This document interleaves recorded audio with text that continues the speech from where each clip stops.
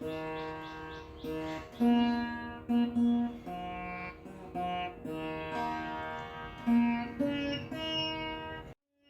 often do you read books? You know, those things with words and sentences in them? Once a day? Once a week? Once a month? Or once a year? If you want to read books but haven't been able to, this is the podcast for you. Here you will hear ardent book enthusiasts, voracious readers, and prolific authors talk about books with passion. If you have a suggestion for a book that you always wanted to know about before reading, please let us know. While piquing your curiosity is our job, picking the book that we talked about is your job. Enjoy!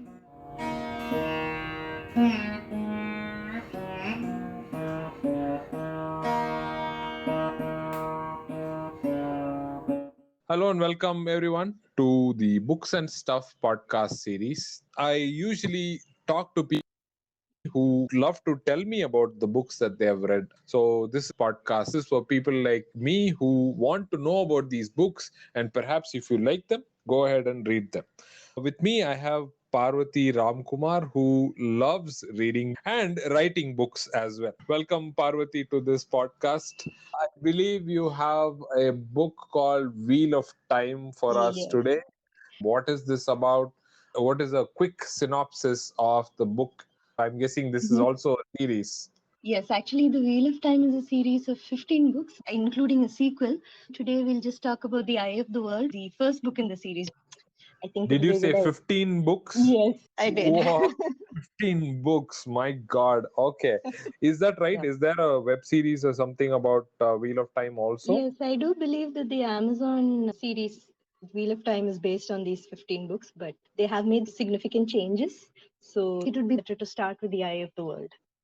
This is a series of 15 books, so there's a lot of history and a lot of lore to cover. What The Eye of the World is about is that there's a great evil rising in the world, and this evil comes to a faraway village called the Two Rivers, and it affects one young man called Randall Thor.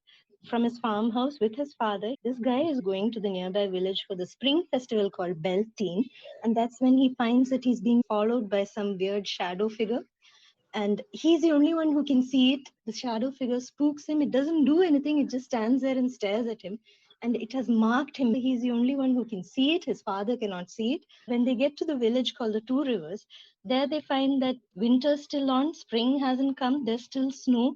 People are preparing for the spring festival, but winter's not fully gone yet. There are two people there that intrigue him from a faraway place called Tab Vallon. One of them, the woman called Moiraine, she's able to wield something called the One Power, which is basically magic. Eventually, he finds out that his two friends, Matt and Perrin, have also been seeing the shadow figure. When night falls, the Two Rivers is attacked. His farmhouse is attacked. They're forced to flee from there. And as events go by, they discover that they have actually pawns in this tapestry of life called the Wheel of Time, and they are reborn. And they are heroes or villains. It depends on what perspective you take from the past, and that is why the evil is after them.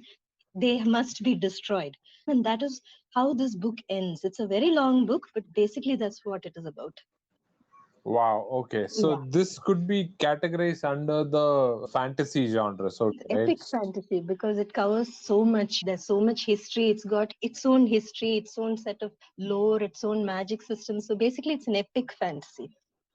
Oh, okay. Yeah. So kind of like a Lord of the Rings, it sort of builds a world. Is that right?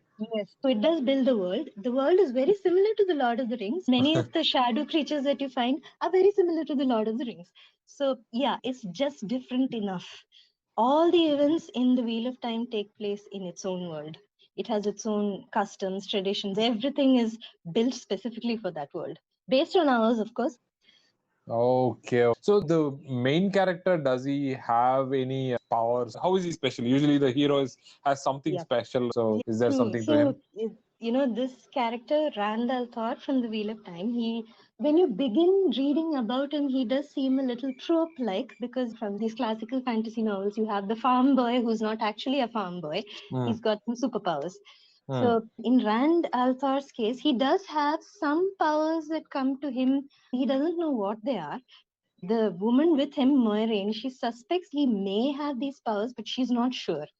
So, and magic technically it is magic.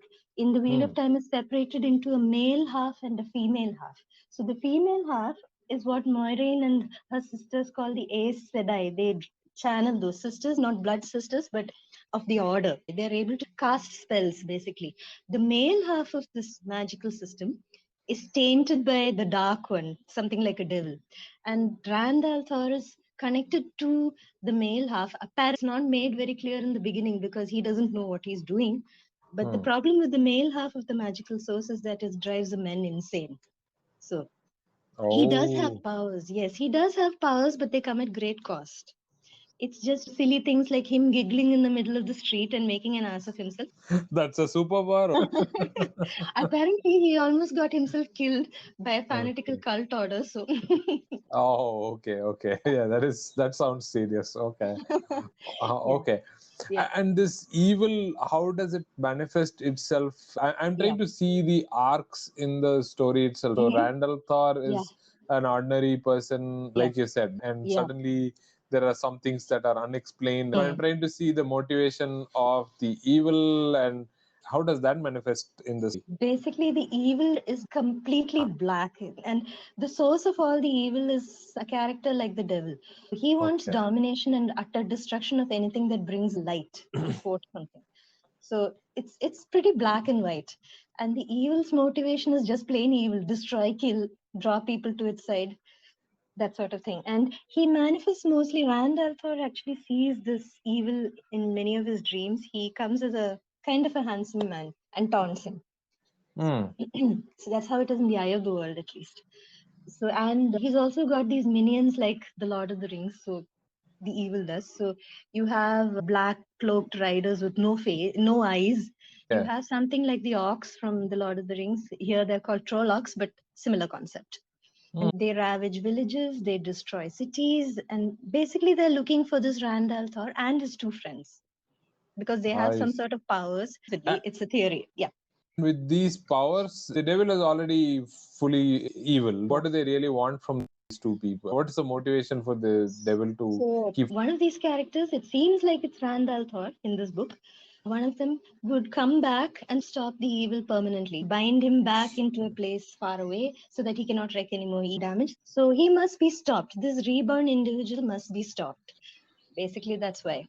It sounds like a Krishna Kamsa thing, right? So Kamsa tries to get rid of Krishna because the prophecy says that Krishna is going to kill Kamsa. Yeah, it's pretty expensive that way. Okay, but there are like a whole bunch of characters. So anybody to say, like the lady you said. So she is there to support Rand al'Thor.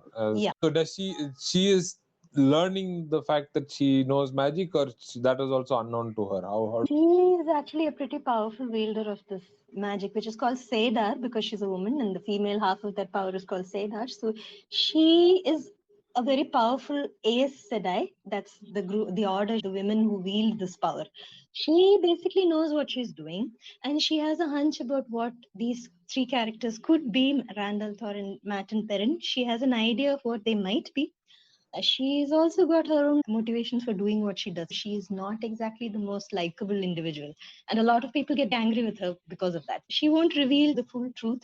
Sometimes she'll mislead you by not lying. It's an infuriating character.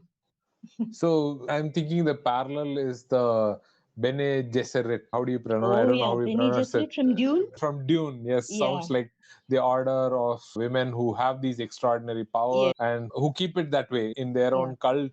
But there is some crisscross with the main story. Very interesting. That I don't know. I find the parallels very nice. I'm not saying one was inspired by the other or whatever. Yeah, but there are still parallels. It's interesting to look at.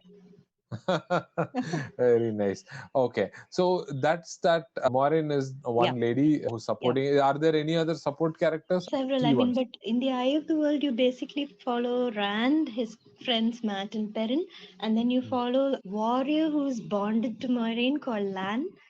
He borrows some powers from her, and he's her protector basically. And then you also have two female characters called Egwene, who is unsettles Rand for obvious reasons. And then there's another one. Both of these women have been drawing on that magical source called Sedar, but they don't quite realize it. So Eventually, Moiraine decides that they must become Aes Sedai as well, otherwise the power is going to kill them.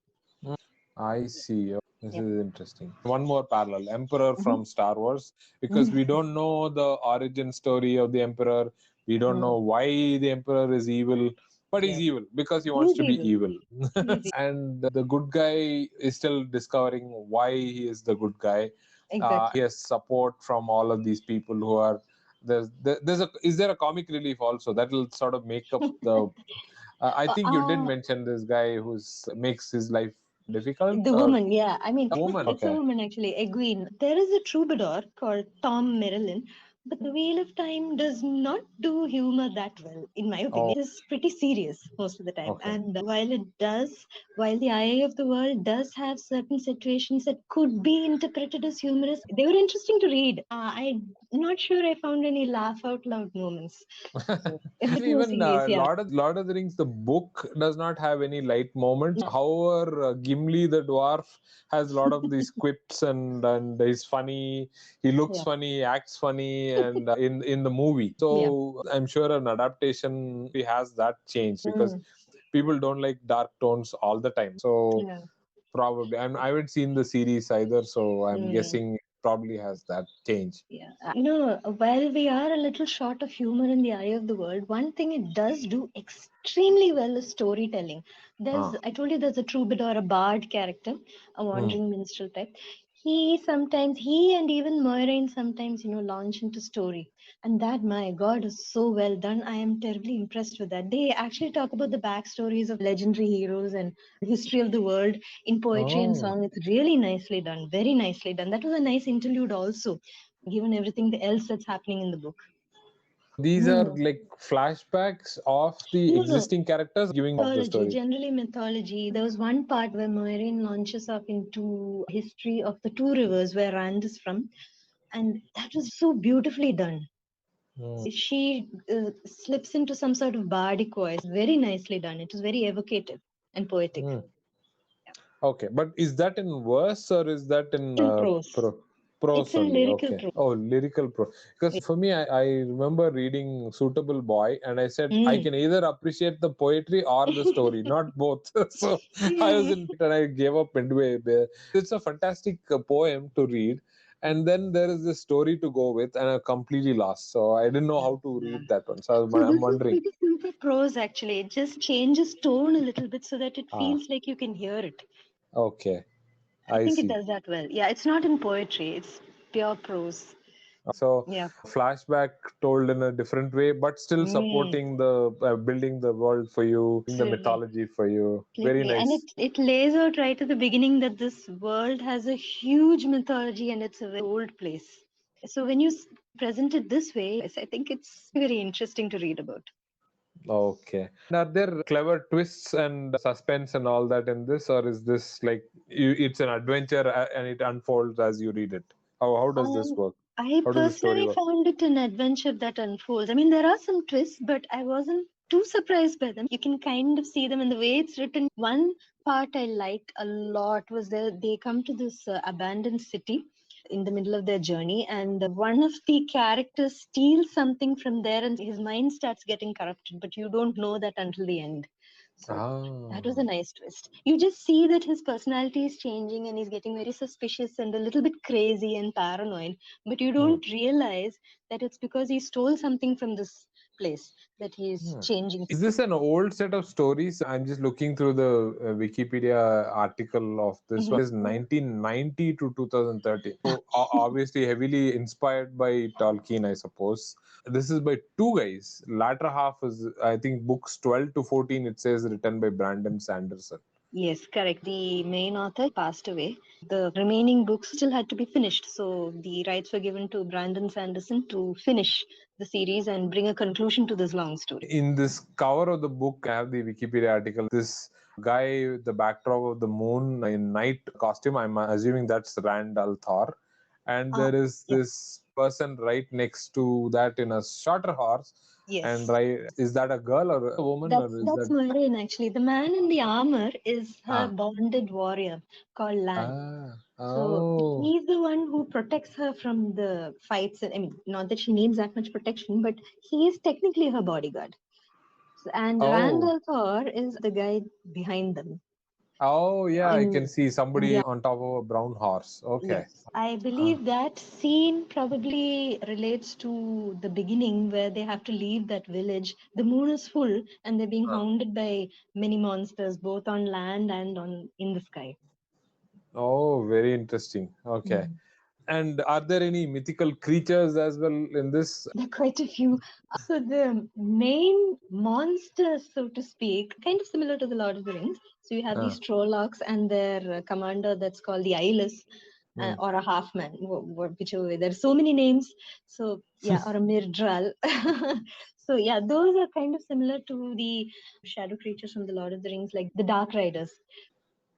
And then also there are some flying creatures which are pretty Okay. They unnerving have to because be, they're right? They yeah have yeah they have to be. I keep mean, on time. there is one flying Batman type creature that's pretty Oh. unnerving. But the one creature I found particularly unnerving, frightening, whatever is, they come to that abandoned city I told you about. There's a city called Shadar Logoth in the middle of a forest. Hmm. And Rand and his friends, they meet up with this peculiarly dressed fat guy called Mordeth. And Hmm. that was so unnerving because you know that this Mordeth guy is not supposed to be there. He Hmm. seems to be a little bit out of time because of his dress and the way he speaks, and he doesn't have any idea of what these guys are talking about. For example, if either of these young men, Rand or his friends, if any of them mention some city, this Mordeth has no idea what that is, what that city is like. So you know Okay. he's a little bit out of time. Then eventually you find out that he is out of time. He, he doesn't belong there. He's there and he's not there. Sometimes he appears and sometimes he doesn't. And he's also Oh. cursed. A little frightening. Okay, okay. I get the world now. Wow. That's amazing. Yeah, so in fact, very similarly, even in the Dune, going back to reference to the Dune, I think we should do one episode on the Dune since you've read Oh, the book as well. So absolutely. I particularly like that sandworm thing. Oh, It yeah. is really Mm, scary, and they show it very portrayed very well in the movie. yes. So this creature of yours probably sounds like that, right? Very scary. Yeah, he's It's also sort of, man sized, so that somehow makes him scarier. they're not huge as They're not scary, huge like the but they're sandworms, but relatively yeah. scary. Sometimes you don't need to have that much of a size. You can be man size and you can still be scary. And this Marduk, Or yeah. as Yoda in the Star Wars series Oh, yeah. says, size matters not. Absolutely. Yes. One more thing about Mordeth is that he is able to turn into smoke. He is able to enlarge himself. He's able to shrink himself. So pretty Hmm. unnerving. Wow, kind of like the Ant-Man in the Marvel series. Okay. That's a good one. Yeah. Okay, very nice. So you have read the other books as well, or this is their first book and you're still working your way through the rest of them? Working my way through the rest of them. My progress through the other books are a little slow, but I have read up to book 5. I hope I can start 6 soon because I'm enjoying the journey so far. Sometimes because this is an epic and there's so much happening, it does drag a little bit. You Hmm. are overwhelmed with details at times, but that's Hmm. okay. I'm Right. enjoying it. Okay. And the events of book one do matter for the rest of the series, or is it just, oh, by the way, that happened and we've just moved on? So How the does it books work? follow the same characters as they go along. Oh. So Okay. So Randall yeah. Thor is going to be there for Oh, some yeah. time then. Okay. Okay. Especially since he is a major character. You will find Hmm. him throughout the series. Oh, very interesting. Okay. You'll find I, all of these characters throughout. They all have their own parts to play. And as Moiraine says, they are part of the wheel of time. They are woven into the pattern of life and woven into the pattern of time. All of these characters are. So their actions do have reactions. okay. Actually, something interesting I found is that the audio version of all 14 books put together, Mm. the total duration is 19 days and 5 hours. You read the whole book all together, you probably spend 19 days without a break. Yes, it's definitely one of those much larger epics that encompasses so many things. I'm not surprised. I'm wondering how come it's only 19. I would have expected about 30. There have been many games. So, are there any romantic arcs, so to speak? With now, sure, there are plenty of those arcs also. Well, so the Eye of the World does not do romance that deeply, but there are hints. For example, Rand al'Thor, he likes Egwene, and he's also unsettled by her. And then you find a couple of other pairings also. They're not clear. It's not as though they get together in this book, but there are hints, and you can guess that maybe in a later installment, these two are going to be together or something of that sort. It isn't very romance heavy in the first book. Maybe another one, again, I'm going back to Lord of the Rings because parallels are unavoidable, let's put it that way. That even the book Lord of the Rings, the romance arc was not pronounced, but when you made it a movie, I mean, they made it more pronounced than in the book itself. So with Aragorn and Arwen and all that. So probably when it comes to the TV series, that is more pronounced because people like it. I believe that would make it more interesting, and the pacing, the tension, the conflicts become more pronounced when you have a living, thriving romantic arc. True. I think the Wheel of Time also does it a bit slowly. That's also interesting to read because you do have tension, romantic tension, and people who may be attracted to who they're supposed to be with, but they're afraid to act on it because the feelings aren't too deep yet. I mean, you do have 14 books. What's the hurry? We'll get to know each There's other. a lot of time to build on these. 19 days anyway. So. Yeah, I know. So it'll happen eventually. It'll happen. I think romance, it does take a bit slowly. And also, Rand al'Thor in some ways remind me of Captain Kirk from Star Trek, the original series, because Wow, what a parallel. I didn't I mean, expect this one. Okay. oh yeah, you know why? He seems to be attractive to a lot of women. So Okay. so Okay, in that but way, not he in a does. tomboyish way as the movie Star Trek sort of portrays him to No. be. Rand al'Thor, if anything, he's terribly awkward. But but some Okay. women find him fascinating anyway. So Okay. That's a surprise. I yeah. didn't expect this one to be this parallel. You could probably even stretch it to Dune, but this one was totally out there. Okay. There were some moments when I thought, what does she see in him? But anyhow, she sees something. So one last thing I wanted to is this devil dark guy. Is it true? I mean, Wikipedia says it's Shaitan is the dark guy. Is that true? So that's what his name is, Shaitan. That's true. So and he is also, it's similar to He Who Must Not Be Named from Harry Potter. As in, you do not name these characters because they're so evil. Okay. Now I think now we are referring one more series now, Harry Potter series. I think the bad guy's motivation is explained throughout the books, and we know why he did what he did. This guy's a bad guy. We already seen it, but having a dark guy being dark and evil all the time and pulling it off in 14 books, that's an amazing feat. I'm pretty surprised that he didn't probably explores it. I don't know, maybe by and you have plenty of time to explain that. You could even dedicate a few books to that guy. I mean, right? it's also kind of refreshing to read that sometimes evil is evil just for the sake of it. Like our older Bollywood villains, Yeah. right? So they're bad. Don't expect anything positive from them. That's it. No redemption, nothing. There's no motivation. He's bad. He's bad. He's utterly crazy. uh, I like this. Maybe I don't know. I don't want to watch the movie either. Maybe this interaction and we can discuss the second book, and that will get me interested also. Oh yeah, of course. I mean, the thing is, there is a lot. It's one of 14, and there's so much happening. So you do have to, keep going and going. Even though the first book, I wouldn't say it stands on its own, but it does have some very interesting things happen. Always we have our hypothetical question at the end. So if Robert Jordan were to appear and you wanted him to explain or change something in this book, what would that be, Parvati? There's only one thing that bugged me a little bit. The Eye of the World has a lot of female characters. For many of them, the idea of being strong translates to hitting the men over the head. Maybe there are other ways to be strong. I'm imagining my wife doing that to me. Okay. I'm stronger than you are. Bam. It does take away from their individuality a little bit because Okay.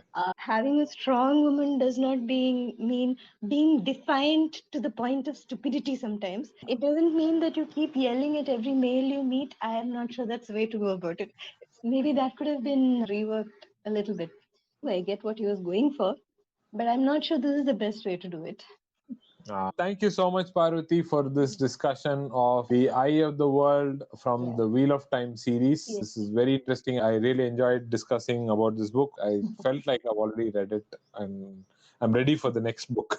So, thank you, listeners. If you have reached this far, do let us know if you want us to cover any aspects of this book or the next one or the series, or if you have any particular book or series in that you would like us to discuss. He's a voracious reader. She definitely will pick up and we can look at it if it's interesting for her. Absolutely. Okay, so thank you so much, Parvati, and thanks Thank everyone. you. Bye.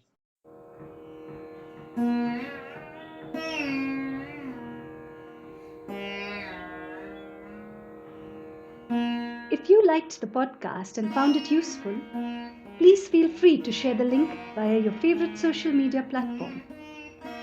To recommend an interesting book for our next discussion, please leave us a comment. See you next time.